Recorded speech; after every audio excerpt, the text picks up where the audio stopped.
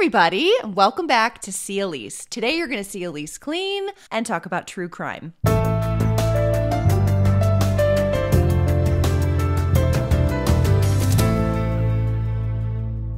Well, welcome back to another episode of Cleaning and Crime. My name's Elise, and if you're new here, I love to listen to true crime while I clean my house. So because those are my two loves, I've merged the two, and every week I post a new, motivating whole house cleaning video while at the same time I sit in a little bubble and I tell you about a true crime case that's interesting to me. Cleaning and crime. But for some, the cleaning can be too distracting, or maybe you just prefer to listen to your true crime and not watch it. If that's the case, check out the Cleaning and Crime podcast wherever you find your favorite podcasts. Today's true crime case is about the family annihilator Chris Watts from Colorado. Ugh! And the murder of his pregnant wife Shanann and their two daughters Bella and Celeste. This is one of those cases that just sticks in my craw. And I followed it very closely for a lot of reasons, but mostly because of proximity. I live in Wisconsin now, but I've only been here for about a year and a half. Before that, we lived in Colorado for many years, and I actually lived 10 minutes away from Chris and Shanann. They're also my age, and their daughter Cece was born a week after my daughter was born, so same age. I have friends that work at the oil and gas fields in eastern Colorado, and I felt like I could have been friends with Shanann, you know? So I feel like when something happens really close to you and you can put yourself in their shoes, it kind of sticks in your mind a lot more. But anyway, I hate this guy and his super highly punchable face. So let me tell you about him while I clean my house. Cool? Cool. Shanann was born January 10th, 1984, and Chris was born May 16th, 1985. And they were both living in North Carolina. Shanann randomly got a Facebook friend request from Chris, who she didn't know, but he was nearby in Spring Lake, North Carolina. And she was like, what the hell? Like, he looks cute. I'm never gonna meet him. What's the harm in accepting a friend request? But surprise, surprise, they did meet. After a while of talking on Facebook, they decided to meet, and they hit it off, fell in love quickly, and started dating in 2010. Shanann was recently divorced when she met Chris, but it was a very unhappy and short marriage. And Shanann said she really lost herself in that first marriage. But after the divorce, she started focusing on herself, trying to find herself again. And things were just starting to get better when suddenly Shanann started feeling kind of sick. She was exhausted all the time. Her hair started falling out and started getting really, really thin. She just felt like crap, and she knew something wasn't right, and she ended up getting diagnosed with lupus, which is an autoimmune disease. When she started getting the medical treatment she needed and just the understanding that comes along with getting an accurate diagnosis, she really started improving. She said it was incredibly difficult. It was a very dark time in her life, but once she got over the hump, her health dramatically improved, and things were going great. And then she met Chris, and things only got better from there. Chris and Shanann dated for 2 years, and they ended up getting married in 2012. And just a few months after the wedding, Shanann found out she was pregnant. Now, the pregnancy was a shock, but it was a good shock because when Shanann was diagnosed with lupus, she was also told that she most likely would not be able to get pregnant.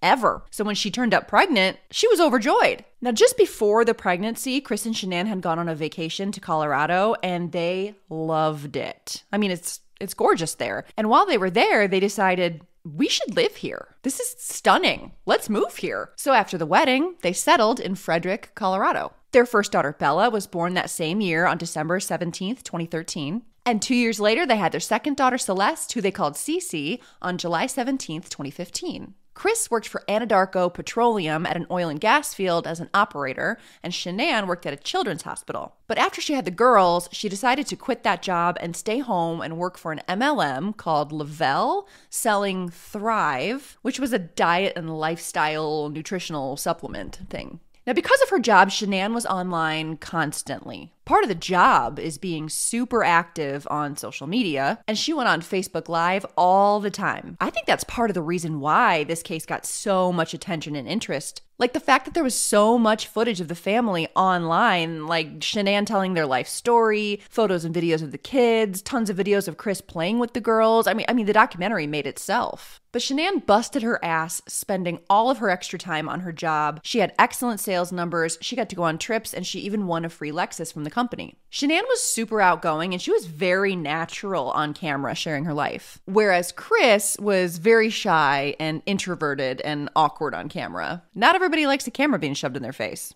I love having a camera shoved in my face. But pretty much everyone that knew them said that their relationship was great, that opposites attract, that Chris was a great father. And from the outside looking in, they were a great, happy, loving family. Isn't that always how these stories start?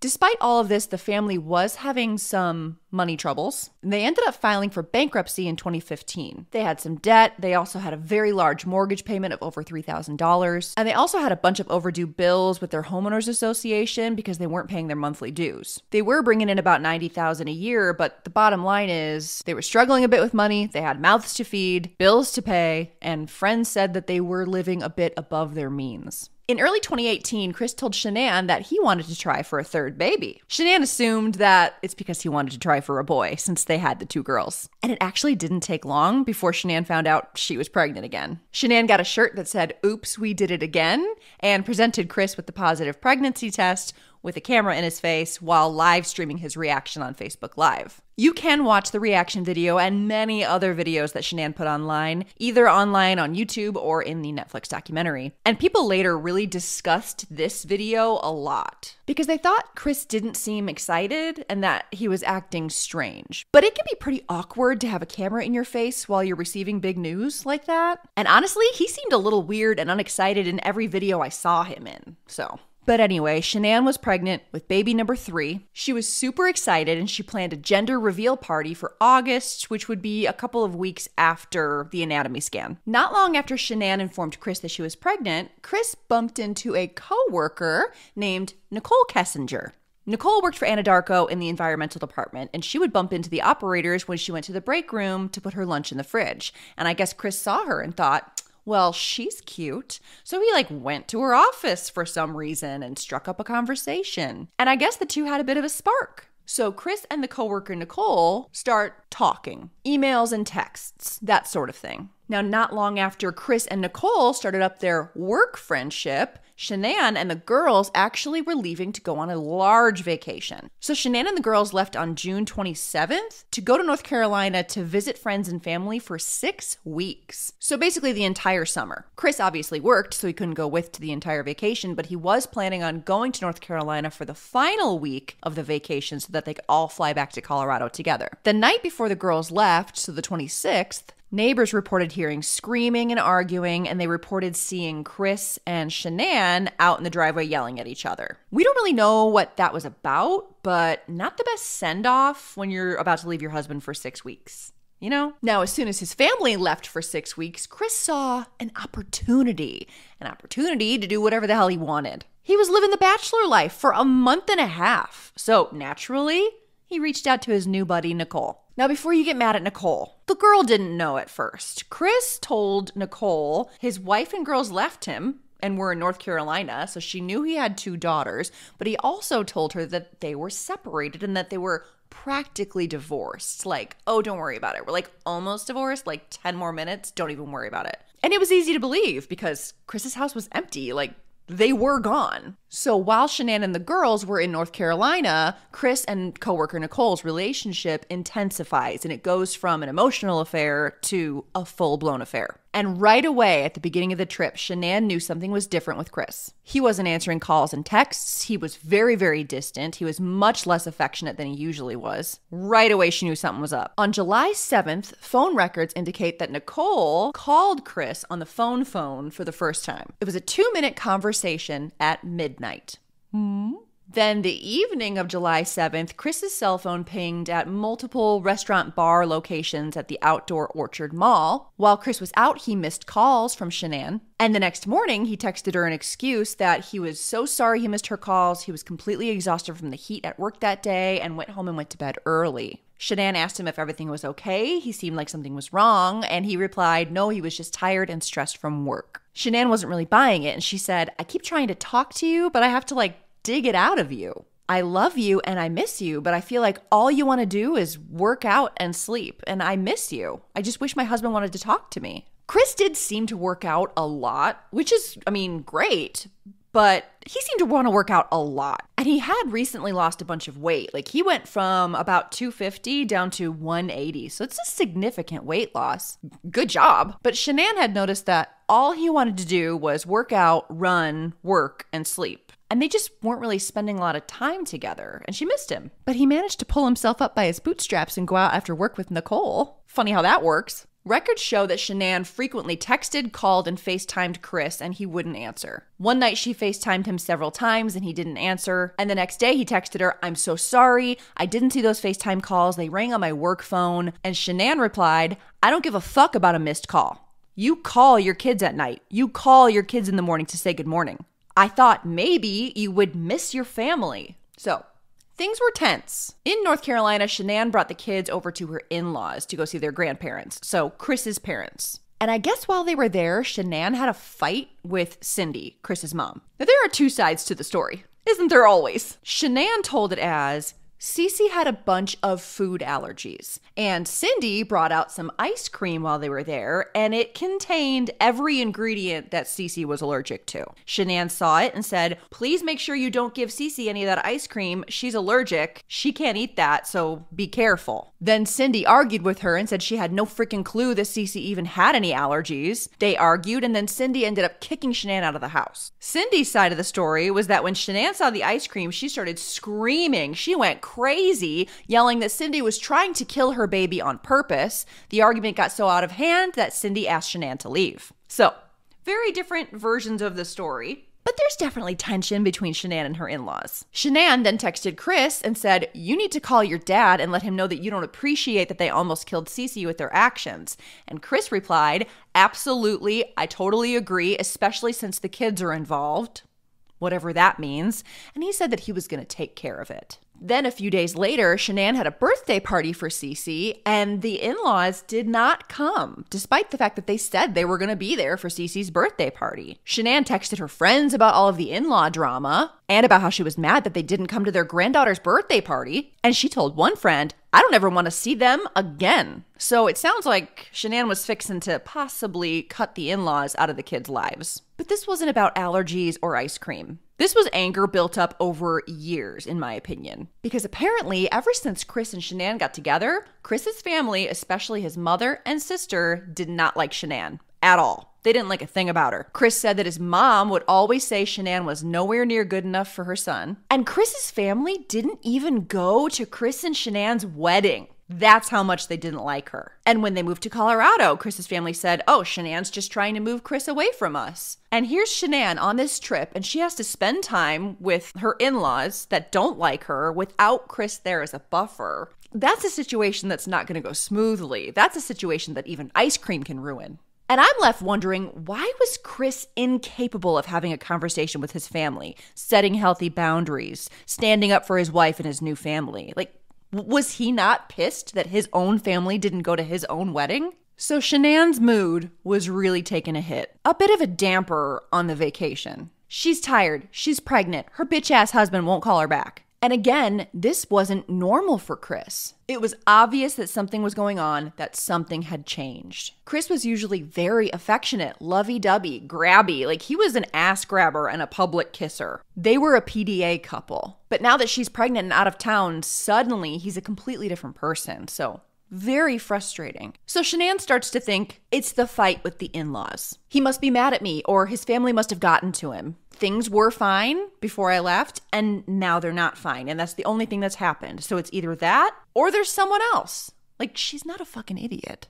On July 14th, Chris and Nicole, the mistress, hung out at a car museum. And Shanann called Chris several times while he was with Nicole, and those calls went unanswered, obviously. Frustrated, Shanann then started texting her friends, explaining her troubles with Chris, explaining how distant he's being. And finally, after Chris's date was over, he called his wife back. Again, she tells him, "Look, we need to talk. What's going on? You're acting so different. Is there someone else?" And he says, "Of course not. No, I'm just tired. I'm just stressed." And she's like, "I don't buy it. I know there's something going on and we need to talk about it." And this is when Chris drops the freaking bomb on Shanann. "I don't want this baby." He says, "I don't want this baby. I've lost the spark. I don't feel the way I used to about you." And she was like, "Bitch, this baby was your idea." And Chris was like, "Yeah, I thought another baby would reignite the spark, but it didn't. I'm just happy with Bella and Cece. I don't want to add another kid to the mix." And Shanann's like, "Well, too fucking late. The kid's in there." Shanann was obviously devastated. How can you not be? And she was like, look, I love you. I love this family. This is worth fighting for. Let's do marriage counseling. And Chris is like, nah, I don't wanna. On July 18th, Chris and Nicole the mistress start sending naughty pictures to each other. To hide his bad behavior from his wife, he downloaded a secret calculator app where you type in a secret code and boom, you get access to all your dirty little secrets that you're hiding from your wife. And then that evening, Chris started Googling vacation spots. On July 24th, Nicole's computer records show that she was Googling, man I'm having an affair with says he will leave his wife. And obviously at this point, she knows that Chris and Shanann are still married. Meanwhile, that same day, Shanann is texting Chris, you could have texted me back. I was worried. I thought something happened. But you don't care about other people's feelings. Or you're with another girl. Or worse, no consideration of others. Honestly, where's the lie? Shanann also messaged Chris and told him that their relationship was very one-sided and that he needed to meet her halfway. He texted back that he was sorry and that he loves her. And she replied, I try to give you space, but while you're working and living the bachelor life, I'm carrying our third child while fighting with our 2 kids daily and trying to work and make money. It's easy to just text, I love you, I miss you, but we need to talk. I keep looking at my phone all night, waiting for you to call so that we can talk. And no response from you. Like, we didn't start dating yesterday. We've been together for 8 years and we have 2.5 kids together. The next day, the 25th, Chris's computer records show, and this one threw me for a loop, that he was searching when to say I love you, when to say I love you in a new relationship, and what do you feel when someone tells you they love you? That one gave me chills. Am I to believe that you don't know what you're supposed to feel when you're in love? You have to Google it?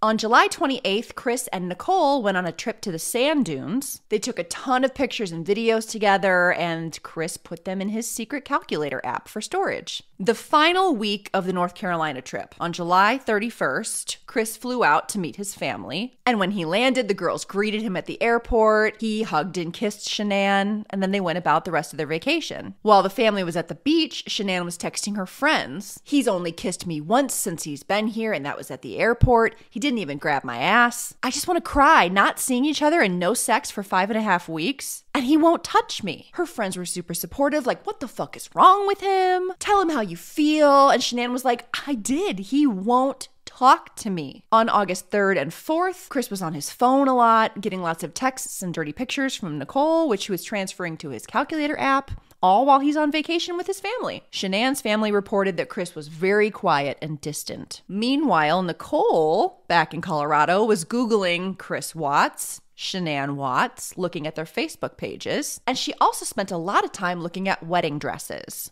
The trip comes to an end. The Watts family goes back to Colorado. And on August 7th, Shanann texts with a friend, venting about what's going on with Chris, and how he told her that he was scared to death of this baby, and that he doesn't want it at all. Her friend was trying to lift her up, telling her he's probably just scared. He's just being a guy. Like, a third baby, more work, no sleep, more responsibility. He'll be fine when the baby gets here. But Shanann was like, no, he has changed. He's been distant since I left. He won't touch me. He hasn't touched me all week. I don't know who he is. But back at home in Colorado, Chris and Shanann were working on it. They had lots of long talks, some arguing. They were trying to talk it out. Then Shanann decided to cancel the gender reveal party because Chris didn't want to do it. Shanann then had an ultrasound on August 8th, and she found out that they were having a boy, and she decided to name him Nico. A friend texted Shanann asking if everything was okay because she was concerned that the gender reveal party was canceled, probably thinking the worst, like maybe a pregnancy loss or something. But Shanann replied back, Chris and I are no longer compatible. Her friend was like, what? She summed it up quickly, and her friend asked, what the hell changed in 5 weeks? And she said, I don't know. I just feel like crying all the time. Shanann was trying desperately to keep that spark going with Chris and to get some physical intimacy. She texts her friend, I had a night shower. That means I want sex, and he knows it. I get out. What's he doing? Push-ups. He's ignoring me and he's doing a push-up challenge. So I'm just here naked and crying. And her friend tells her, stay naked. Get it, girl. Like, he'll figure it out. Shanann's like, okay, you're right. I'm going to go for it. Wish me luck I get sex tonight. And her friend's like, get it, girl. Get your freak on. But an hour later, Shanann texts her back. Well, he rejected me. The poor girl flaunted her naked ass around in front of her husband that she hasn't slept with in almost 2 months. And he was like, pass. And then she sat there sobbing for an hour. And he fell asleep. Can you imagine the devastation, the rejection? Like, that would be awful enough on a random Thursday. But when you've been separated for that long, and then you've got all these pregnancy hormones and oh my God. After crying for an hour, Shanann got pissed and she woke his ass up and demanded to know who he was fucking. He was like, no one. God, not now. But she demands that he talk to her. Chris just told her, it's not about someone else. I'm not doing marriage counseling.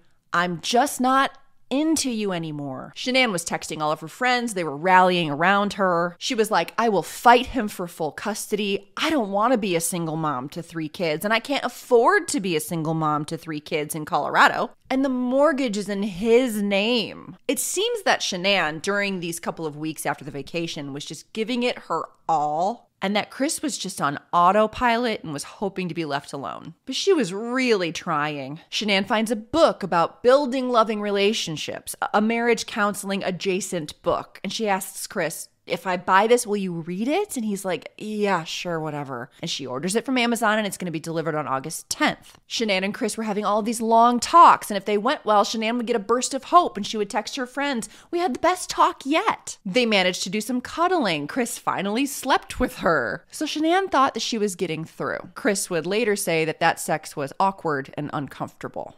Great. Shanann had to go on a business trip to Arizona with Lavelle, the company that she worked for a weekend. A pretty common thing for MLMs. Like if you're a top seller, you get to go on these trips. There's talks, there's awards, there's prizes. Shanann's friend, Nicole with a K. We're going to call her Nicole with a K because that's confusing. She worked with Shanann and she was also going on this trip. So they drove to the airport together and flew together and all that. On August 9th, Shanann left a long letter for Chris at the house before she left, thanking him for the effort and basically thanking him for showing her intimacy. Like when you read that letter, it's very sweet and passionate. And like just from reading her words, you can tell that physical touch was absolutely her love language. And it really shed some light to me about why the past 2 months have really sent her spiraling. Now, Chris was obviously staying home with the girls while Shanann was out of town on this trip, and he ended up asking the neighbor if the neighbor's daughter could babysit Bella and Celeste while he went to a Rockies baseball game on Saturday. They agreed, but Chris did not go to a Rockies game. He actually went on a date with Nicole. Father of the year, right? The same weekend, Mistress Nicole's search history showed that she was busy searching for how to prepare for anal sex, the anal sex guide, and she was also watching a lot of pornography. And she was researching threesomes. People got really worked up about this, and they threw a lot of shade at Nicole. Like, oh my God, porn? What a horrible person. And it's like, okay, calm down, prudes. Like, Nicole may be a mistress to a married man, but her interests have nothing to do with Chris Watts killing his family. You know what I mean? Anyway, Shanann was not in great spirits on her trip, and she actually didn't feel well, and her friend Nicole with a K definitely noticed, and she was worried. She had to force her to eat food and drink water. Shanann knew that Chris was going to a Rockies game on Saturday, but on Sunday, when she checked her bank statement, she saw a charge from the Lazy Dog Bar and Grill in Westminster for over $63. Now, I've been there. I've eaten there several times, and it's not expensive. It would be a chore to rack up $63 on your own. So Shanann called him up and asked him, what's with this charge? Were you with someone else? And he's like, no, I was on my own. I got a burger and a beer. But then she goes online, looks up the Lazy Dog's menu, and she's like, a burger and a beer. That's after tip, $30 tops. So again, her suspicions that Chris is cheating intensify. On the way back from this Arizona trip, their flight gets delayed, which sucks. They're tired, she's pregnant, she's not feeling well. And they end up not getting home and dropping Shanann off at home until almost 2 a.m. on August 13th, 2018. Chris got up around 4 in the morning on the 13th to go to work, showered, got dressed, and I guess Shanann woke up and they had a conversation about their marriage. But then Chris left for work around 5:15. And on his way, he called the school to inform them that Bella and Celeste would no longer be attending. Not calling them in sick, pulling them out of school.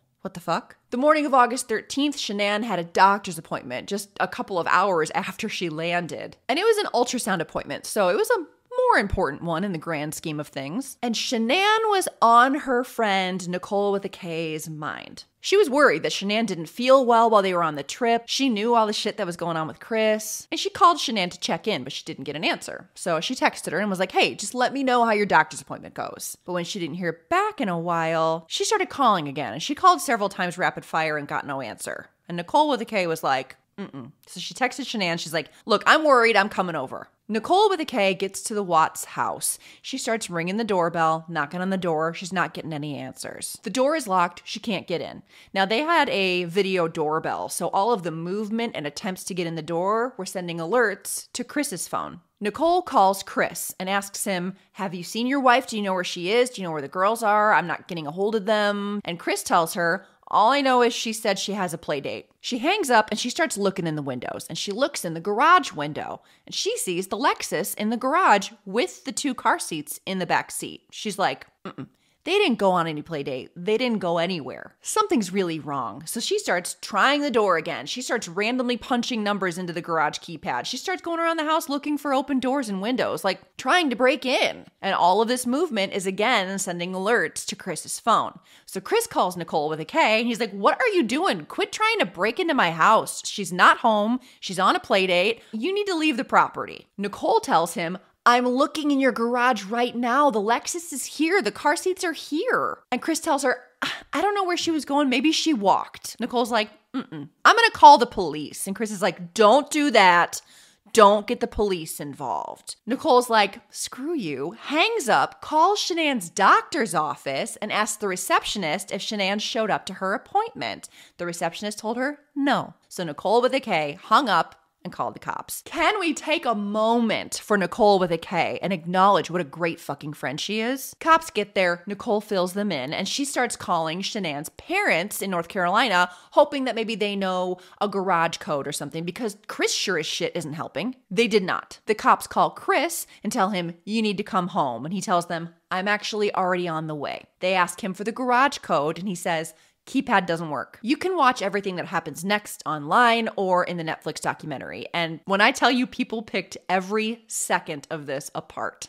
Chris gets home. He opens up the door, lets the cop in. Nicole with a K shoves her way into, like, back off, skinny boy. They start looking through the house. The cop is asking Chris questions. The first thing that stood out to me, Chris is calm and awkward, and he's just like aimlessly wandering around the house, walking from room to room, looking around. Like, if my spouse and my kids were missing, I would be frantic. I'd be running around screaming their names, I'd be completely useless. He was acting very strange. Obviously, there's no sign of Shanann or the kids at the house. Nicole finds Shanann's cell phone in between the couch cushions, and she also finds her medication in her purse still in the house. Because remember, she had lupus. Nicole said there was no way that Shanann would have left without her meds, and her cell phone was her lifeline. After looking around the house, everything was super neat and tidy. Nicole said that Shanann had a touch of the OCD, and she was always cleaning, always organizing, always tidying. I can relate.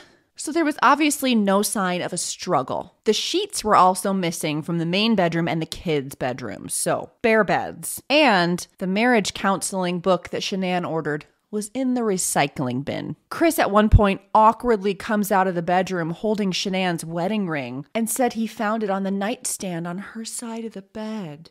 And he was like trying to act all like shocked and sad, but he's a really bad actor. Chris told the cop that Shanann had gotten home around 2 and that he left for work around 5:15, but her and the kids were sleeping when he left. And he didn't know where they were. The cop spoke to the next door neighbor because he spotted a security camera on the guy's house pointed toward Chris and Shanann's house. So they all go over to go look at the footage. Now you can see the neighbor's truck, and then behind it you can see Chris pull his truck up to the garage door, and then you can see Chris get out and he's loading stuff into the truck. It's not super clear. It's a bit grainy. It looks like he's putting bags in the truck, but he does make 3 trips. And while they were watching the footage, Chris was kind of narrating what they were seeing. Like, yeah, I usually park the work truck on the street because it leaks oil and Shanann doesn't like it if it messes up the driveway. So, I always pull my truck up to the garage to grab my tools and stuff before I go to work. So after they watch all the footage, Chris and Nicole with a K go to leave to go back to the Watts house. And the cop tells them, yeah, I'll meet you back over there. I'm just going to get this guy's information. And as soon as Chris leaves and that door shuts, the neighbor goes, he ain't acting right. And the neighbor also told the cop, Chris never pulls his truck up to the garage like that. So cops start passing out flyers to the neighborhood. They set up roadblocks and talk to every car going through the town. And word gets around that this young pregnant mom and her kids were missing. Meanwhile, Chris starts deleting text messages and photos from and containing his mistress, Nicole. Then Chris and Nicole share a 51-minute phone call, and we don't know what was said on that phone call. But then the next day, on August 14th, Nicole was Googling, can police trace deleted text messages? And she spent a bunch of time researching the topic. The media gets interest and they want to interview Chris in his home to help spread the word, help find Shanann. Shanann's mother in North Carolina told Chris, don't do the TV interview. People pick that shit apart. They always think that it's the husband in these situations and they'll try to make you look guilty. Don't do it. At this point, Shanann's mother really thought there's no way Chris was involved in the family's disappearance. But Chris decided to do it. And when that interview hit TVs,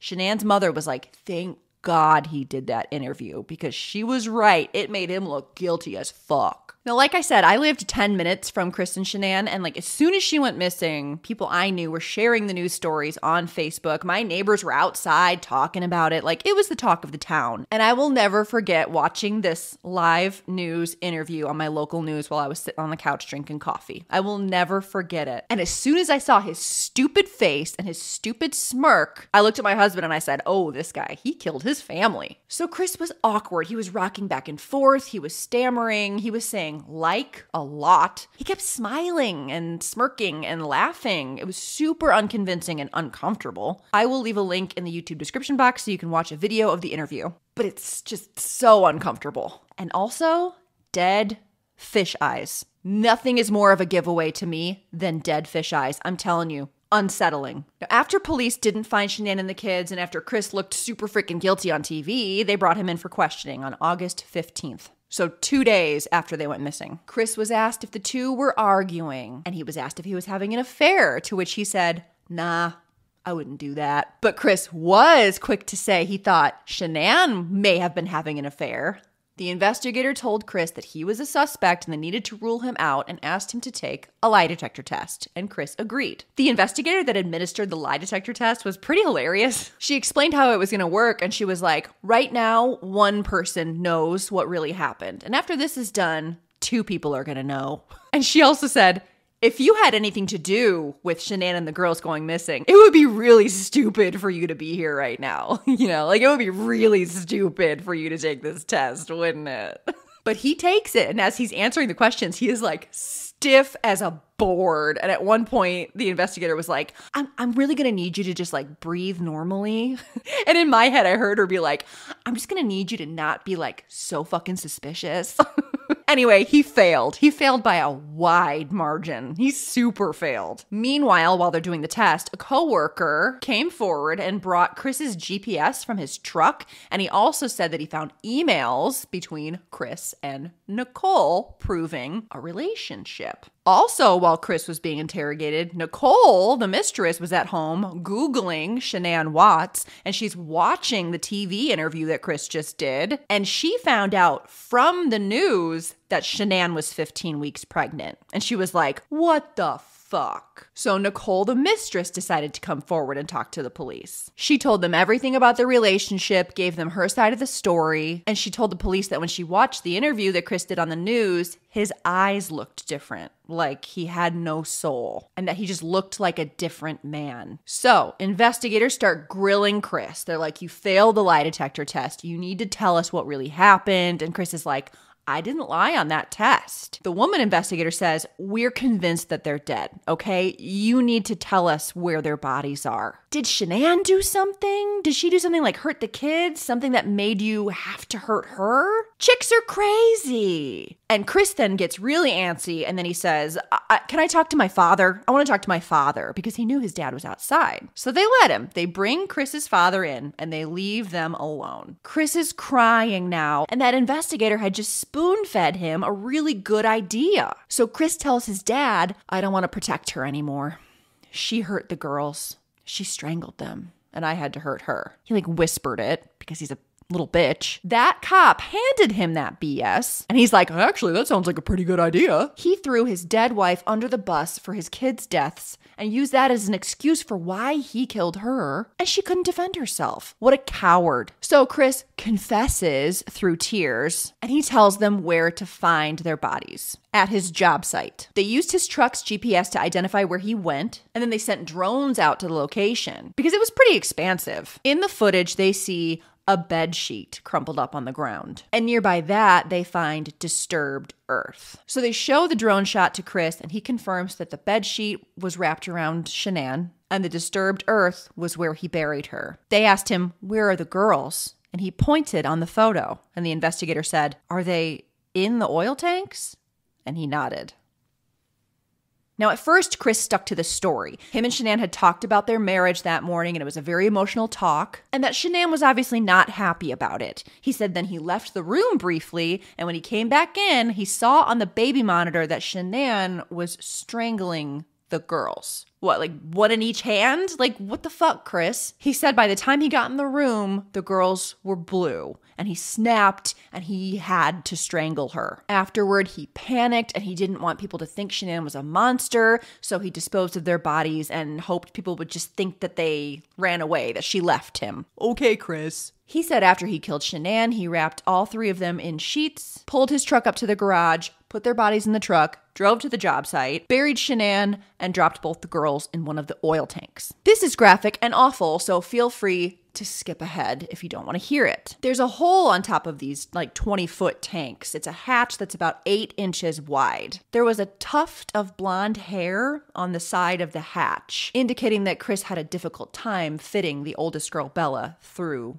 the opening. And when they recovered the girls' bodies, Bella had scratches on her left buttock from being shoved through the opening of the oil tank. I just can't wrap my mind around this shit. And the truth is even worse than this version. And we'll get to that. The investigators were like, are you comfortable with the public knowing that Shanann hurt the girls? And he's like, I didn't hurt the girls. And they're like, are you comfortable with the public knowing that Shanann killed the girls? And he's like, yes, because I didn't hurt the girls. Dude, fuck you. They were like, it's not adding up, Chris. You know what I think? I think you've got this hot little piece of ass on the side and you want that life. But in order to have that new fun life, you've got to get rid of the old life. So either you're this monster or something else. I think we're so close to the truth, but we're not quite there yet. And Chris just said, I'm not a monster. Chris was arrested and charged with 3 counts of first-degree murder, additional counts for the death of a child under the age of 12 by a person in a trusted position, unlawful termination of a pregnancy because, remember, Shanann was pregnant, and 3 counts of tampering with the deceased body. The news publicly confirmed that Chris killed Shanann and that he was claiming that Shanann had killed the girls. Conspiracy theorists and armchair detectives got busy, picking apart everything that was posted on social media by Shanann. And there were people yelling online that Chris was innocent and that Shanann seemed kind of like a bitch and that she drove him to it. They were just victim blaming to the extreme.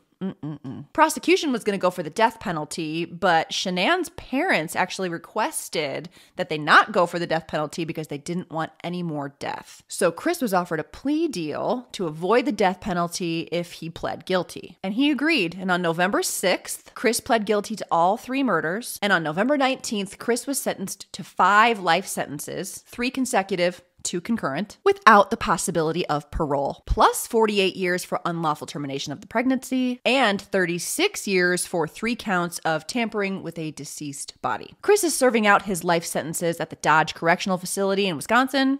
Hey, buddy. In 2019, Chris came forward for the first time with his account of what happened that day, and it's fucking awful. So buckle up and please skip ahead if you must. Chris said that early that morning, him and Shanann did have a talk about their marriage and that it was very emotional and they were both crying. Shanann accused him again of an affair and she said, "I know there's someone else." Chris denied the affair, but he told her that the marriage was just not going to work. He simply did not love her anymore. Chris then said that Shanann told him, "You're never going to see the kids again." He said the conversation lasted less than 30 minutes and it ended with him seeing red and strangling Shanann. He said that Shanann did not scream and she didn't fight back at all, and he doesn't know why. As Chris was rolling Shanann's body in their bed sheet, Bella woke up and came into their room and asked, "What's wrong with mommy?" Chris told her, "Mommy's not feeling well and she's asleep." He carried Shanann wrapped in the bed sheet down the stairs, and the noise of him pulling Shanann down the stairs and Bella crying behind him woke up Cece. After Shanann's body was in the truck, he put Bella and Cece in the back seat with her, with no car seats, and he drove them to the job site. Super upsetting part here. Chris used Cece's blanket to smother her while also strangling her and then dropped her into the oil tank. Bella, who saw the whole thing, asked, "Is the same thing going to happen to me as Cece?" And then he did the same to Bella and dropped her into the oil tank as well. He then buried Shanann, leaving the bedsheet behind, and went to work. What an incredible piece of shit. That's got to be probably the most evil thing I've ever heard in my entire life. Chris requested to not see any of the photos from the crime scene, and he said that he prayed for the hazmat team and anyone else that had to see the aftermath. Chris is not at all popular in prison, so he spends 23 hours a day in protective custody. He's allowed out of his cell for 1 hour to shower and exercise, and he's also allowed a Bible and photos of the family that he killed. Chris says that he found God and that he spends most of his time reading scriptures to the photos of his family. And when he's not reading the Bible, he's reading the slutty letters from his female fans. Yes, you heard me right. Chris gets lots of sexy, sexy letters from women all over the country and lots of sexy pictures and nudes as well. Because deep down, they really know him and they really know that he's innocent and he's a good guy. They just want to make him feel all better.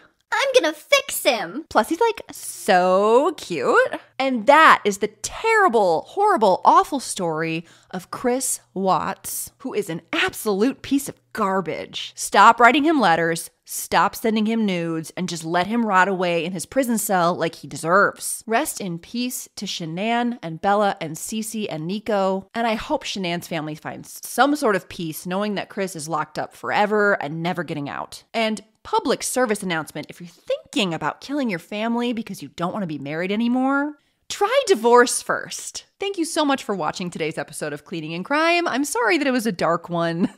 I promise I'll do a lighter one when I come back in 2 weeks. Please leave me a comment. Let me know what you think about this case. There are lots of theories out there that the mistress, Nicole, was much more involved. What do you think about that? And if you liked this video, give me a like and don't forget to subscribe because I'll be back this time in 2 weeks with a new episode of Cleaning and Crime. Thanks again for watching and I'll see you next time. Bye-bye.